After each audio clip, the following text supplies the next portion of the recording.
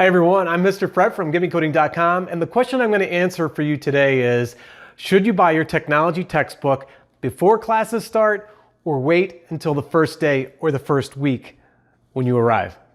I'll share my answer after this.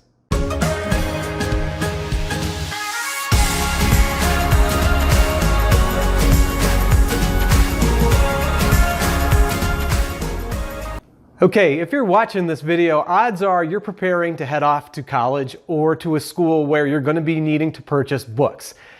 With that being said, everyone asks me as a professor, and I just was asked this the other day, should I buy my book before classes start or wait to go to class the first day to see if it's needed? My answer is get it before you go to class. The reason is going to college is stressful enough. It's stressful for the student, it's stressful for the parents.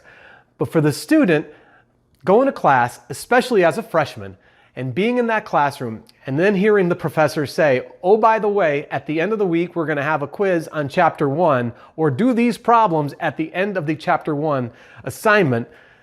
Nobody's read this book? It's on the syllabus. Well, you never assigned it to us. Well, now I am. And we have a quiz tomorrow. What? On the first 100 pages.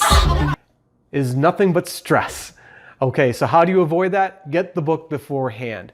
Now, one of the things that I will also tell you is when you're scheduling your courses, when you go online or you meet with your advisor, you're going to see that certain textbooks are either recommended or they're required. Now, if they're recommended, you can hold off, and then when you go to class that first week, you can ask the professor to say, do I need this book at this time? Maybe that'll buy you a little time. You can go online and order it, find a good price, and then go about your day. But if it's required, take the time to go and get the book, whether it's at the bookstore or whether it's online. Now, one thing to caution you, if you decide to wait until the very last minute before classes start to order your book online, be very careful as to where you're going to order the book from. It may take 1, 2, 3, and boy, oh boy, I hope not, 4 weeks or more to get your textbook in your hands for your class.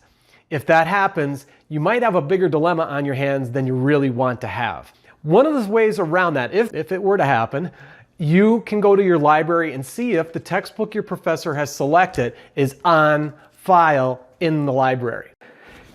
If the textbook is on loan, you could take it out and then you could use it until you get your textbook. Now look, I understand textbooks are expensive. Having been in the classroom for a very long time, I know that they can grow in price. Part of the reason why is a lot of the textbooks are now adding in extra features that are making the book a better learning resource. That often raises the price. The alternative to that is, and if there's any teachers out there, you might know about this, is that there are open educational resources. These are free books or free resources online that you can adopt in your class. Now, of course, that is up to the teacher to do that, but one of the reasons why we don't see that happening is that oftentimes they're not always kept very current. That is getting better. And, oh, by the way, the OERs or the open educational resources are typically free or very, very, very low cost. Now, one of the problems are in the technology space that we're in is that it's hard to stay up with changes in software tools or in certain approaches to building technology solutions. So once again, it's up to that professor. I hope that this tip is helpful to you, but most importantly, I want to leave you with this one thought. Why are you going to college?